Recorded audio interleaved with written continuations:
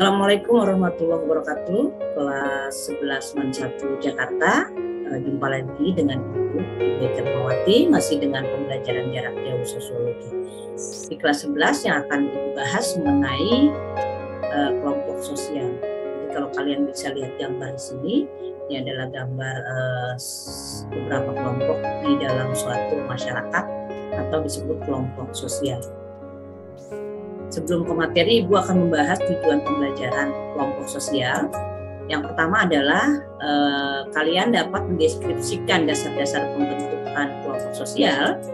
Tujuan yang kedua, diharapkan kalian bisa mengidentifikasi berbagai bentuk dan jenis kelompok kepentingan di masyarakat.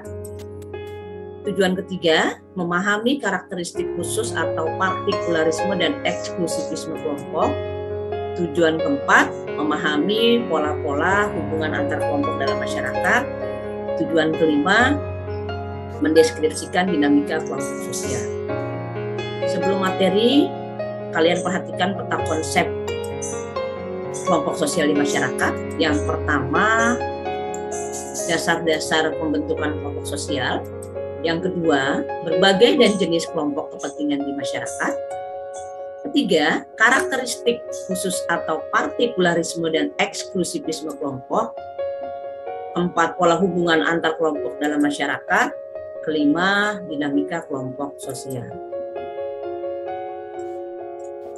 Selanjutnya, dasar-dasar pembentukan kelompok sosial. Hakikat kelompok sosial. Jadi kelompok sosial itu apa? Kenapa manusia membentuk kelompok sosial? Kenapa manusia yang satu dengan manusia yang lainnya saling berinteraksi? Jawabannya ada di sini. Yang pertama, keinginan untuk menjadi satu dengan manusia di sekelilingnya.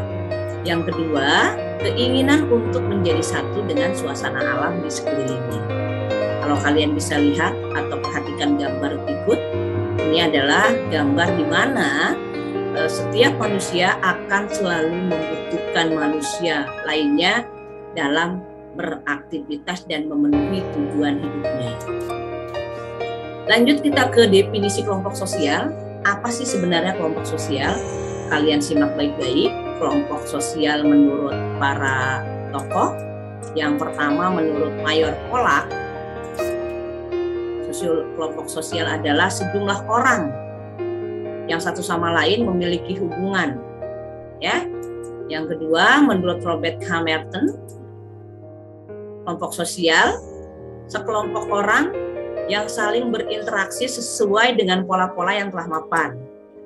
Sedangkan menurut Surjono Sukanto, kelompok sosial kesatuan manusia yang hidup bersama karena adanya hubungan di antara mereka.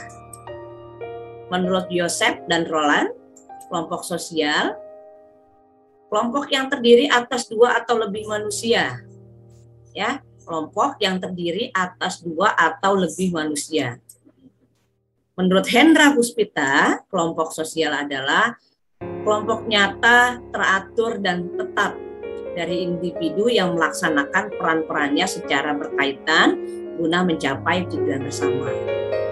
Definisi terakhir menurut Robert, kelompok sosial adalah kumpulan orang yang memiliki kesadaran bersama terhadap keanggotaannya dan saling berinteraksi. Dari 6 definisi kelompok sosial menurut para tokoh bisa disimpulkan bahwa kelompok sosial itu adalah orang yang hidup bersama karena mempunyai tujuan bersama, kemudian saling berinteraksi, dan kelompok sosial itu lebih dari satu orang. Jadi kalau satu orang bukan kelompok sosial namanya, tapi individu. Ya, demikian definisi kelompok sosial. Kita lanjut ke syarat kelompok sosial. Kelompok sosial bisa dikatakan kelompok sosial, apa syaratnya? Yang pertama, setiap anggota kelompok menyadari bahwa ia merupakan bagian dari kelompoknya. Kedua, ada hubungan timbal balik.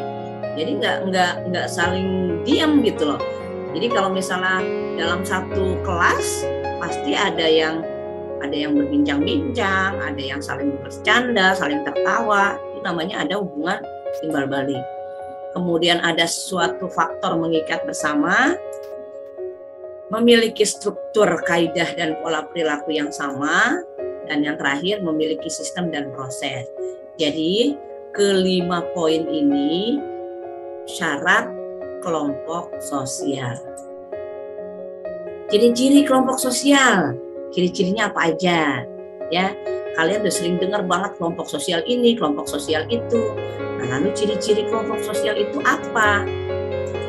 Yang pertama, satu kesatuan yang nyata, dapat dikenal, dapat dibedakan kelompok sosialnya. Kedua, memiliki kepentingan yang sama dan mempertahankan nilai hidup bersama. Kemudian memiliki struktur sosial karena terdiri dari individu yang saling terkait. Keempat, memiliki peran-peran yang berbeda. Contoh dalam keluarga, ada ayah, ada ibu, ada kakak, ada adik. Nah, kesemuanya itu memiliki peran-peran yang berbeda, tidak memiliki peran yang sama. Yang terakhir, ciri-cirinya memiliki norma-norma kelakuan yang mengatur peran anggotanya.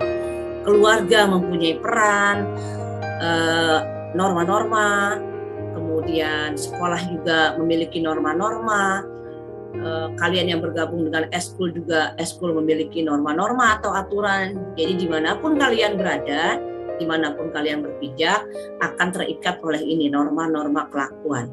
Ya. Selanjutnya adalah faktor pembentuk kelompok sosial. Faktor pembentuk kelompok sosial apa aja? Yang pertama, memiliki kepentingan yang sama. Ini mereka sekelompok pelajar, mereka berkumpul dalam satu kelompok karena punya kepentingan yang sama, yaitu untuk belajar, mencari ilmu. Yang kedua, faktor pembentuk kelompok sosial ini karena pertalian darah atau keturunan yang sama. Contoh misalnya kalau di Jakarta ada ikatan masyarakat Sunda, ada ikatan masyarakat Minangkabau. Nah, mereka yang membentuk kelompok seperti itu kan karena mempunyai keturunan daerah yang sama, darah atau darah yang sama, wilayah yang sama. Nah ini nih, ini tempat tinggal masyarakat Kampung Naga di Garut. Kita lanjut ke bentuk-bentuk kelompok sosial di masyarakat, apa saja bentuk-bentuknya. Yang pertama ada solidaritas mekanik. Apa itu solidaritas mekanik? Solidaritas mekanik memiliki kesadaran kolektif yang sama dan kuat, karena itu individualitas tidak berkembang. Jadi lebih ke arah kerjasama, kemudian akrab, jadi memang tidak ada individualis, semuanya masyarakat saling bekerja sama. Ya, contohnya masyarakat sebelum industri dan masyarakat pedesaan. Kalian bisa lihat gambarnya, ini adalah kelompok sosial yang diistilahkan dengan solidaritas mekanik. Yang kedua, solidaritas organik. Solidaritas ini didasarkan pada tingkat saling ketergantungan yang tinggi. Ketergantungan ini diakibatkan karena spesialisasi yang tinggi di antara keahlian individu. Contoh masyarakat perkotaan. Jadi kalau mekanik masyarakat pedesaan, organik masyarakat perkotaan. Bentuk-bentuk kelompok sosial berikutnya. Ada Gemeenschap. Apa itu Gemeenschap atau paguyuban? Ada Gesellschaft atau patembayan. Gemeenschap atau paguyuban, kelompok sosial yang anggotanya relatif erat, intim, eksklusif. Anggotanya hanya untuk orang-orang tertentu. Contoh yang Ibu bilang bahwa ada kelompok ikatan masyarakat Sunda di Jakarta. Berarti kan yang masuk kelompok tersebut hanya orang-orang Sunda. Jadi orang di luar Sunda tidak bisa bergabung, ya. Ini namanya bersifat eksklusif. Kalau Gesellschaft, patembayan, bentuk kehidupan bersama yang mana di antara anggotanya tersedia ikatan lahir serta bersifat pokok dalam kurun waktu yang relatif pendek. Patembayan yakni kelompok sosial yang anggota-anggotanya berhubungan dengan dasar kepentingan strukturnya bersifat mekanis. Ini ciri-cirinya, kalian bisa lihat ciri-ciri Gemeinschaft, ciri-ciri Gesellschaft. Hubungan antar anggotanya formal, memiliki ekonomi dan tidak kekal, memperhitungkan nilai guna, lebih didasarkan pada kenyataan sosial. Ini ciri-ciri Gesellschaft biasanya terdapat pada masyarakat perkotaan. Sedangkan ciri-ciri Gemeinschaft, intimate, hubungan menyeluruh yang cukup erat, privat, hubungannya bersifat pribadi, dan eksklusif, hubungan yang hanya dikhususkan bagi para anggotanya dan tidak kepada orang lain yang bukan anggotanya. Ini jadi bedanya Gemeinschaft dengan Gesellschaft, ya. Lanjut ke berikutnya, kelompok primer. Kelompok primer ini kelompok yang mempunyai hubungannya dekat serta langgeng, face to face group. Keluarga itu kelompok primer. Jadi kelompok yang sifatnya akrab, erat, intim banget. Itu namanya kelompok primer. Nah, kebalikannya adalah kelompok sekunder. Kelompok sekunder yang anggotanya cukup banyak, interaksinya kurang intensif dan kurang erat. Hubungan antar anggota dalam kelompok sekunder lebih objektif dan rasional. Di sekolah, negara, masuknya ke dalam kelompok sekunder. Tapi kalau kelompok yang sifatnya akrab, pertemuannya secara face to face, ini dinamakan kelompok primer. Kita lanjut, kelompok berikutnya ada in group, ada out group. In group, kelompok sosial yang individu-individunya mengidentifikasikan dirinya dengan kelompoknya. Dalam menunjukkan in group-nya dalam kehidupan sehari-hari diungkapkan dengan kalimat, oh ini kelompok saya, ini grup saya. Itu namanya in group. Jadi kalau misalnya di sekolah nih, jam istirahat, ada anak-anak kumpul sesuai dengan grupnya masing-masing, ya, itu namanya in group. Ada out group, kelompok sosial yang oleh individu-individu diartikan sebagai musuh kelompoknya atau lawan in group-nya. Jadi ketika ada kelompok tertentu, di lain sisi ada kelompok lain, nah kelompok lain itu namanya out group. Tapi kalau satu kelompok namanya in group, kalau sudah beda kelompok namanya out group. Ada membership group, ada referensi group. Membership group, kelompok di mana setiap anggota atau orang secara fisik menjadi anggota kelompok tersebut. Anggota-anggota dalam membership group sering melakukan interaksi untuk membentuk kelompok-kelompok sendiri. Sedangkan referensi group, kelompok yang menurut pandangan seseorang mengakui, menerima, dan mengidentifikasi dirinya tanpa harus menjadi anggotanya. Contoh penggemar JKT48 ya, Jakarta 48 ya, masuk ke dalam anggotanya. Kalau memang mau diakui, itu namanya membership group. Kalau referensi group misalnya penggemar Korea, kemudian cara pakaiannya, cara model rambutnya dan lain sebagainya ditiru tanpa harus menjadi anggota kelompoknya. Nah, Korea-Korea itu masuknya ke dalam referensi grup. Ya. Kita lanjut ya anak-anak ya. Berikutnya ada kelompok formal, ada kelompok informal. Apa kelompok formal? Kelompok formal, kelompok sosial yang terbentuk secara resmi demi mencapai tujuan tertentu. Contohnya nih sekolah, lembaga pemerintah, perusahaan. Nah, ini semuanya masuk dalam kelompok formal karena resmi. Kalau kelompok informal itu apa? Kelompok informal tidak mempunyai struktur dan organisasi. Contohnya apa kelompok informal?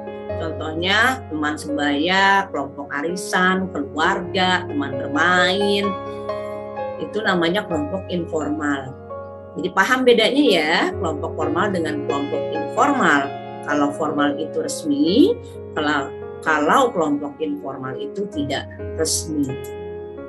Lanjut ke kelompok berikutnya, ada kelompok okupasional, ada kelompok volunteer. Yang sedang tren sekarang ini adalah ini, volunteer. Apa ini kelompok okupasional? Kelompok okupasional, kelompok yang muncul karena semakin memudarnya fungsi kekerabatan, di mana kelompok ini timbul karena anggotanya memiliki pekerjaan yang sejenis. Contoh, kelompok profesi, ada Ikatan Dokter Gigi Indonesia, ada Ikatan Guru Indonesia. Nah, ini masuknya ke dalam kelompok okupasional.